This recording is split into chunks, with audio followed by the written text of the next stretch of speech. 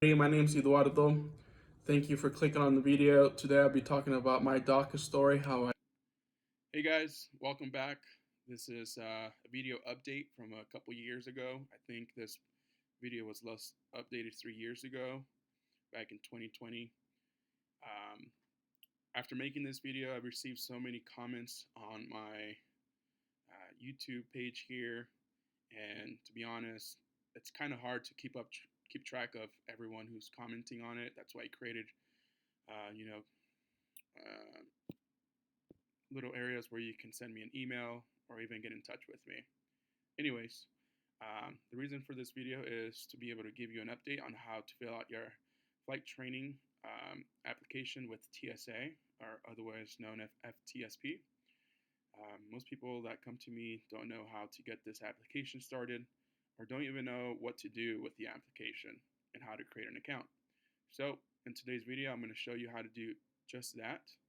And right after showing you how to create an account and how to submit an application, I'll also be going over what airlines that you can work for being a DACA recipient, because you know, as being a DACA recipient, you're not allowed to go outside of the country unless you have advanced parole.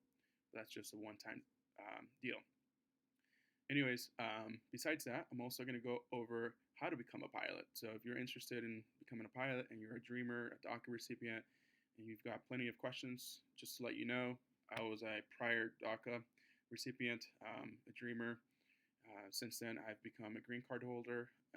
So this is what I had to do in order to get my pilot's license when I was a dreamer. So I did it myself. You can do it as well. So follow along. So the first thing you want to do is, once you have a web page open, you're going to go ahead and type in FTSP. Okay. Once you have that set up, you're going to go here. It's called the Department of Homeland Security. So you're going to click on here. This page will pop up. And this is what you're going to be looking at as far as the home page is. So on here, it'll give you welcome details. It'll give you system updates, how to submit an application, troubleshooting, any questions that you might have. You can find those all on here. How to get in touch with FTSP or TSA directly. I haven't really used this area as much, just because this application page is really easy to go over and create an account and all that. All right, so first thing we're going to do is we're going to register right down below. So this is where you need to know who you are. So as myself, as a DACA recipient who is looking to become a pilot and requesting a TSA approval in order to do flight training, I would be considered what's called a candidate. So I want to create a candidate profile or a portal. So this is the very first step you have to do as a dreamer. So you're going to click on here. It'll show you all 6 of these steps and how to go about business. So step number 1, right? You want to put in your information, like your name. Step 2, you're going to enter your passport right over where my cursor's at. Create a user ID. This is very important as well. While you're creating this information, remember to save this information. So your user ID, you want to write it down somewhere where you won't lose it or forget it. It's a hassle to get in touch with TSA and have them reset your application or your portal. Security questions, just like Facebook, they ask you for security questions like this, and verify your information, and then digitally sign. So this is the very first thing you have to do. This is the only thing I don't know about this, is I don't know how long this information takes to get processed with TSA, assuming it's quick, maybe, or maybe it takes a few days. I don't know. It's been a while for me. So anyways, we're not going to do that because I already have an account. But if you had, for say, a friend or someone who's a flight instructor who wants to teach you directly, that person has to create what's called a provider portal. So the same thing, right? They have to create their information on here, name, where they're at, flight training provider type, FAA certificate. They have to create all this information. Unfortunately, I'm not an instructor, so I don't know how to submit this application, but as an instructor, I'm sure they know more about how to do this. So this is the first step that I would recommend you help your instructor do. So um, this is one step that's not necessary if you're going to a school directly that provides instruction to dreamers. Um, they won't have you do this directly for a provider like a CFI, for instance. So this can be just like the flight school name alone. So again, first name given. So for instance, this is going to be Flight School 101. Let's just say that's the name, right? And then, oh wait, no, that's going to be the personal information. Flight school name is going to go down here. So after you submit all that information, they're going to submit and register. Okay. So now that you know how to create an account for yourself as a candidate and also as a provider for your instructor or the school. So after that's all done, assuming that's it's a painless process, it takes maybe it's probably instantly, or it probably takes a couple days. It does require you to put an email address, so keep an eye on your email. Maybe it'll tell you on there like how soon you'll be getting your application or your registration set up. All right, so the next thing you're gonna do is, now that you have an account for say, you're gonna log in. So this is what you're gonna be looking at to log in. I already put my username and password myself, so I have this next window already opened up. So on here you can see basic information, other names, citizenships, upload documents, addresses, and employment. Just to keep my information private, I'm not going to click on this information all of it at least. So basic information, what you're gonna look into doing there is putting your first, last name, middle names, if any, stuff like that. Make sure it matches your identical passport and social security card. Okay, it's very important. It needs to be identical. The other thing is other names. Have you ever used any other names? Thankfully, I haven't. I've always been known as Eduardo, so that's all I have to put.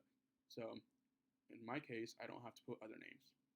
Citizenships. So I'm from Mexico. I have a passport through them. So what you're going to do is, most people who are from different countries like us, like dreamers, friends from all over the world, they're going to put their citizenship down here. So for instance, I'm from Mexico. The type of passport that I have is current, so it's not expired, right? The start date is going to be the day that you were born or had that citizenship when it started. Okay, so for instance, I was born February 9th, 1993. That's my start date. That's when I was born. Okay, and there we go. Upload documents. This is where a lot of people have problems, and we're going to go over this in detail. So what we're going to do here is we're going to upload some documents. What we need as a Dreamer DACA recipient in order to get our TSA application approved, we need to have a valid driver's license. Okay, you want to upload pictures of the front and back. They need to be current, can't be expired. Okay, passport, same thing. I took a picture of my passport from the top where it says Mexico, and then I opened it up and then took a picture of the where my name and all that information is at. So 2 pictures, right? Every single one of these documents requires 2 pictures. You can see down here where it says U.S. lawful permanent resident card. Most people are confused because this means a green card, right? So as a dreamer, we don't have green cards.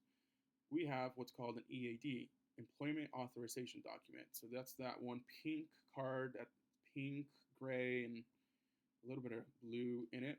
So that's the card we're talking about, okay? So you want to take a picture of the front of that and also a picture of the back. So you'll upload it, and it's going to be uploaded under lawful permanent resident card. And I'll show you why in a second, okay? Airman certificate, this only applies to you if you are already a pilot. So if you're a dreamer and this is your initial application, most likely you don't have a airman certificate, maybe from a different country, but I highly doubt it because we came here as young minors. So you can upload one, but most likely don't have one. Okay. Next, what I also added was the driver's license, right? So it's going to be current, it can't be expired, expiration date, and number. Okay, there we go. Address and employment. So next thing we got to do is we got to create what's called create a training request. So this is why you're doing this, right? So you want to get an approval through TSA, and they'll be the ones who ultimately decide if you're approved or not, right? So this is a this is where it gets a little bit weird. But before we go into that, I also wanted to show you one other thing here. Okay, this is the application guide. This is on the home page. Okay, so I'll show you how I got here. So remember this home page. You just go here where my cursor's at, application guide, and just like USCIS, right? They give you an application guide, how to fill out your DACA application, right? So if some information that I cover on here isn't enough, or if you need more information, you can find it here, okay? So it'll tell you what you need to do. I'm only covering it because it's easier for me to tell you what to do, but you could also find information on here, okay? So I mentioned your lawful permanent resident card. Since you don't have a green card, most of you who are watching this, I would assume, what you're gonna do is you're gonna scroll down on here. It'll give you all the information, sorry about that, all the information that you need or documents you need in order to do this, okay? If you look down here, it says under passports, okay? On the bottom here, it says most often a U.S. lawful permanent resident card or employment authorization document and a U.S. state driver's license. So there you go. So the basic, what they need from you is an EAD card, which is your DACA card, your driver's license, and your passport. I have seen that you can get away with not having a passport. Let's see, most information. There we go, here we go. If you claim a refugee or asylee status and do not have a passport, select the passport document type and upload images of your refugee or asylee documents. So it gives you an option. If you don't have a passport, I knew someone who was from India who couldn't get a hold of a passport. The only way they can do it, they had to fly abroad back to their home country and do it there. Here in the U.S. with the Indian consulate, for some reason, this person was getting trouble being able to get a passport. So if you don't have a passport, I would imagine you can select passport and then get a document saying why you can't get a passport. So maybe get a document and get it notarized or something. I don't know. I've never done it, so I don't know how to do that. But if it was up to me, what I would do is select passport, select the document, and the document I would go to a notary and say, hey, I can't get a passport because it requires me to fly to my home country, and I just don't have the money to do it, or a reasonable reason why you can't do it. Okay. Other than that, the other thing that I wanted to cover was you want to make sure your passport is current, and when you're selecting your passport, okay, citizenship or upload documents. So your passport, so you can select these documents by going down here in this selecting area here. You're going to go to passport and you're going to select. In my case, I already have a passport, but I'm going to edit, right? And the passport type has to be regular, right? So it's not diplomatic, official, or refugee, asylee, meaning no passport. So if you do have a passport from your home country and it's current, you would click here on regular. Your passport number, this passport of mine is already expired, so I don't care if it's on here. Date issued, date of expired. So you notice here it's the year, month, and then date. So make sure you're watching that carefully. Current, again, it's not expired, pending, or revoked, right? State of our country of issuance, Mexico, and there we go. That's pretty much it with that. Lawful permanent resident card. This would be your EAD card, right? So your EAD card requires you to put a specific number. You would put that there. I just put 1, 2, 3, 4, 5, 6, 7, 8, 9, just for the sake of this video. And there we go. And then airman certificate, you don't have that most likely, and then driver's license, right? So there you go. Other than that, right on the corner here where it says create training request, we're gonna click on that. So this is what you're gonna do is by creating a first time training request, okay? All right, so we're gonna click on it. All right, so this is where it gets a little bit difficult for most people. Just wanna let you know that it says here, each training event carries a fee of $130. So I wanna mention this as easy as I can. When you select a provider, an instructor, or a school, specifically, if you go to that person or that school, and that person or that school decides to not give you any more further instruction for any reason, you're gonna have to come back on here and recreate a training request again. So it's gonna cost you an additional $130. So my recommendation is when you go find a flight school, find someone specifically who is an instructor, has good reviews from other students, and isn't going to the airlines or isn't moving on right away. Someone that can help you through the process, okay? And it's important to highlight as well, this person and you need to match, right? So you don't want to match with someone who's going to be not on your level of comfort. Let's just put it that way. Okay, so you want to make sure you have someone that you're gonna be able to learn with and create a bond and maybe a friendship with. Someone like that. Okay. All right. So if you look on here, we're gonna select a training event. Okay. You're gonna go. You're gonna go down here, and you're gonna select this category 3 because this is for candidates, aka as a dreamer, training in an aircraft with maximum takeoff weight, okay, that's MTOW, with 12,500 pounds or under, okay? So you're not flying a big jet, you're flying a small little Cessna, Piper, or something like that. This is where you're gonna go, okay? And you probably guessed it, you're gonna click on initial, okay? Because this is where you're gonna be selecting your training or what type of training you're gonna be getting, okay? So I'm gonna go back here just so you can see what it logs me out. Okay, no problem. Go back here, training create a training request. We're going to click category 3, and then you see down here in the second bubble, this is for your instrument rating. So this is what most people do when after they get their first pilot's license. Okay, and then multi-engine training. This is the third step. Okay, so the very first thing you want to do is initial pilot certification. So we're going to click on that again. Okay, and where will you be training? So this is the state where you're at, or you're moving to, or where we're going to do training. So for instance, for me, I was in Arizona doing my training. So I'm going to click Arizona, for instance, as an example. And as you can see here, this is an instructor, CFI, Certified Flight Instructor, and this is their number. But if we scroll down enough, you'll start to see all the schools or companies down there that will do your training. Okay, so for instance, I found Arizona State University, ASU. This is an example. I'm going to click them and the estimated start date. So I want to go back one last step to the home page here. This home page here will tell you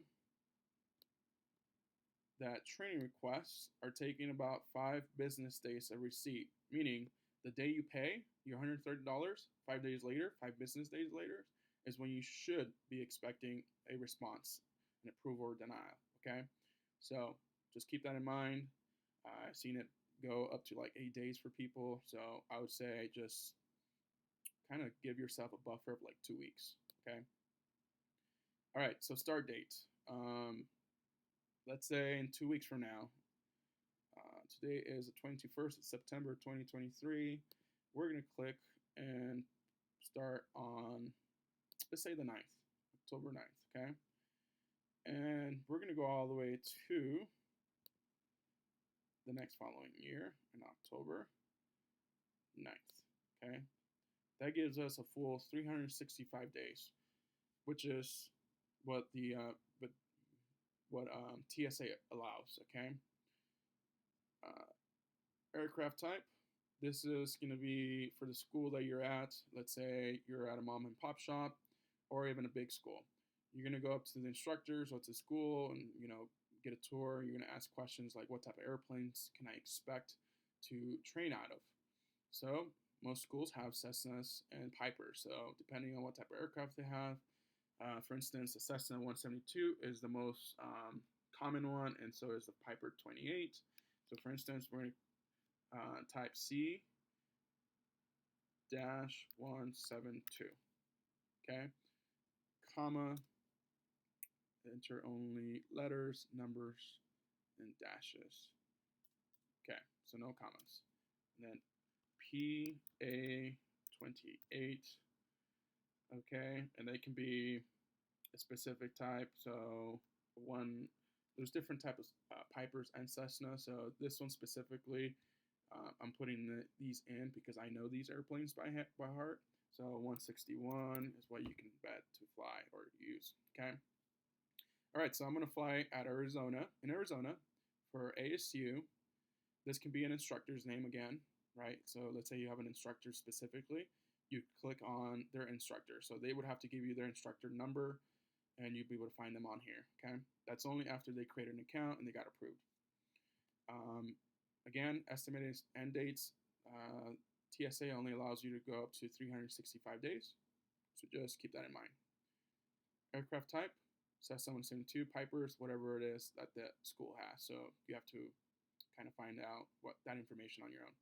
Class name, you don't put in initial license, right? So this is your initial phase. This is the very first part to your training. Course ID, contact provider for course ID. Oh, so let's say Arizona State University has a program, right, specifically tailored for aviation to do all your flight training. They would have a course ID. So you would have to contact the school or the provider and ask them directly for a course ID. That's only if they allow a TSA foreign students, okay? All right, so we're gonna go ahead and submit. And that's weird, didn't let me go through. We're gonna try that again. Arizona State University, estimated start date. We'll go with, again, the 9th of October, all the way till next following year, October. And I'm just going to type 172 here, just make it quick. Course name,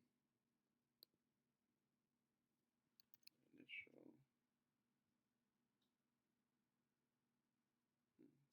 problem here, initial. All right, so it's not letting me do it for some reason. I think I already saved it, and it might be on there. So I'm going to go back to manage training request. Nope, it did not save. Okay, category 3, initial, and Arizona State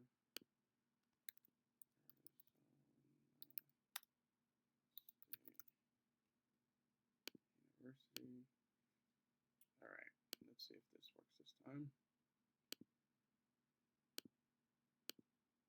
Next year, same date, and sub 172. All right, so that time it did work. Course ID and submit. It should save. All right, so I don't know why it's not saving.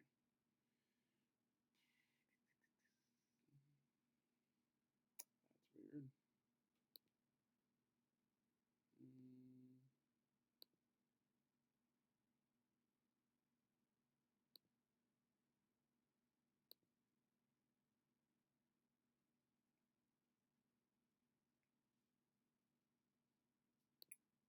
All right, so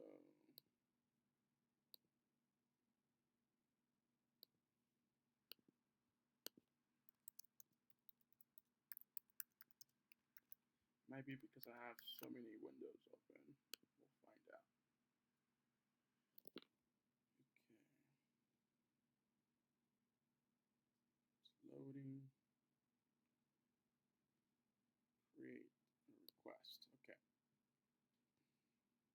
Category 3, let's try this again. All right, let's pick something different. That's probably what the problem is.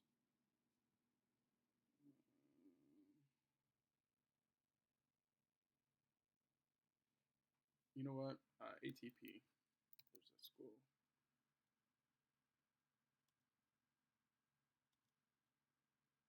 That's weird. It's popping up.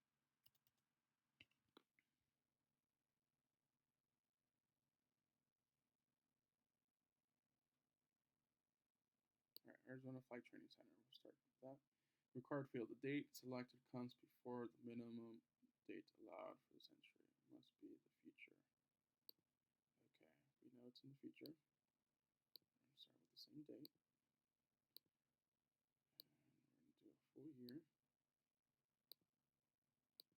I think I might know why the problem is happening because it's got to be a date before for 365 days. All right, so send 172 and submit. All right, so there we go. Consent, authorization, and notice. So this time it did go through.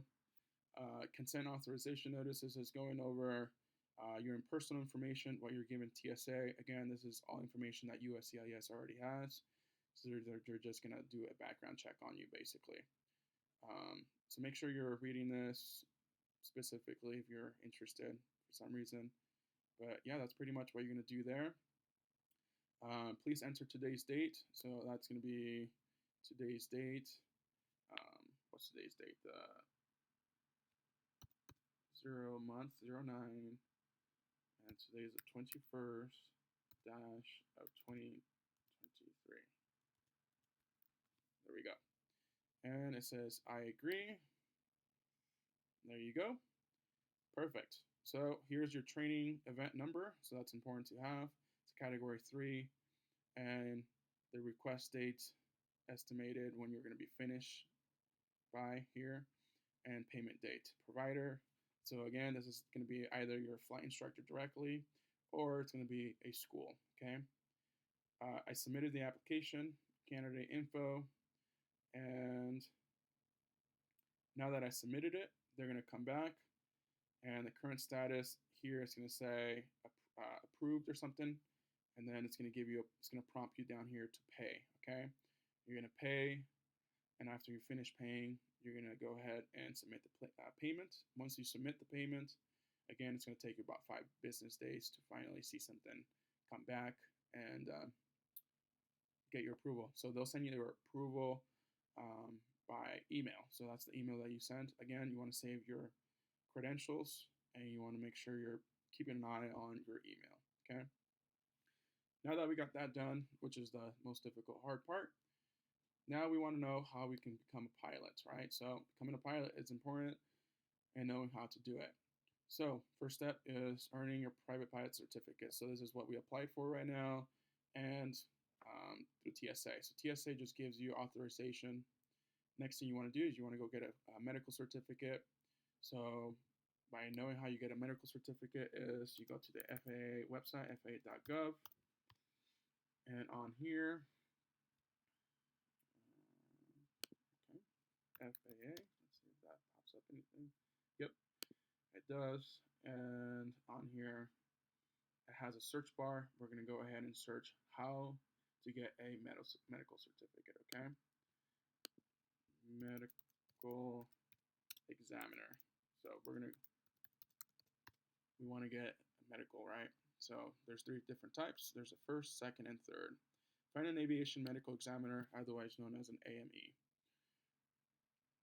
All right, you're going to click on here, and it's going to ask you for your zip code, an address, something like that.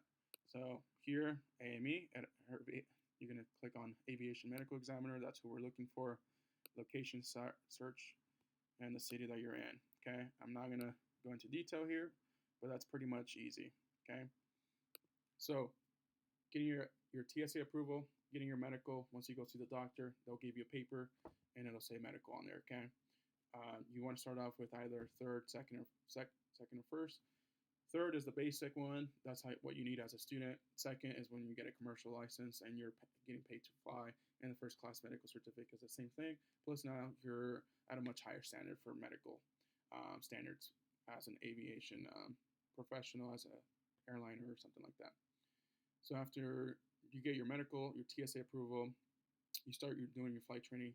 Next, you're going to do what's called a test, aeronautical knowledge test for your private pilot's license. And your instructor can walk you through how to get your ground training and how to go take a test, okay? Second, you're going to get an instrument rating. This is not a license, it's a rating, so it's an addition to your license. So, for instance, how I explain this to most people is when you have your driver's license, on the back, it tells you Class D. Well, truck drivers, right, semi-truck drivers, they have huge trucks, right? They go under a different rating, right? So they have to take specific classes for that. And that's when they get either a B, C, or D, right? So that's a rating. So this is instrument flight rules, basically looking at just the instruments and no longer relying on outside references. Next, commercial pilot certificate. So this is what allows you to finally get paid as a pilot. So most pilots, when they get the certificate, the next thing that they do is either get their flight certificate or flight instructor certificate, otherwise known as CFI. That's additional training, additional ground, and knowledge test. And then finally, getting a multi-engine rating. So a multi-engine rating is used when you're gonna go fly an airline, right? So an airline jet has two engines, so you have to get a multi-engine rating. You have to gain experience. So unfortunately, we're the only country in the world that requires us to have 1,500 flight hours, as opposed as if I was to go to Mexico after getting my commercial certificate and multi-engine rating at 250 flight hours, I'd be able to get a flying job with a big airline down there. But here in the U.S., you have to fly and get up to 1,500 flight hours. And then that's what basically gets you up to an airline job. But how to build up to 1,500 hours, that's a different topic, all in its own. You can search videos on YouTube on how to find jobs for low-time pilots.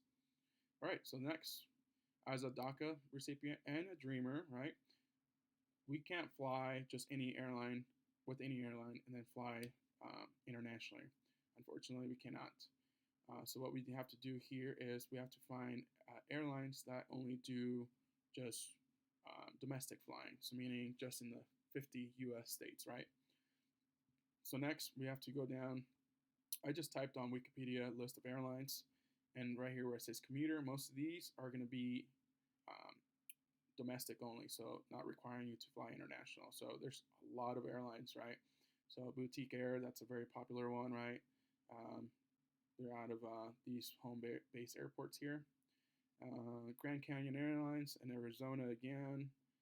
JSX, not Jet Suite, JSX. Kenmore Air out of Washington. So Key Lime Air, Cargo, so you can fly for them. Ukulele, so they're out of Hawaii. So these are all airlines that, as a DACA recipient, you can actually throw your resume into and fly for as a living, as a DACA recipient, just having your EAD card. So yeah, that's pretty much it. After 3 years, I got so many questions on how to get all this information out there, and I've been really busy, luckily, on my life actually. So I've got exciting news on my own personal life, on what I've done since then, and besides getting my green card, I also got a flying job. So stay tuned. I'll be sending out a video on that here soon, hopefully within the next week or two. Today's date, again, is September 21st of 2023. And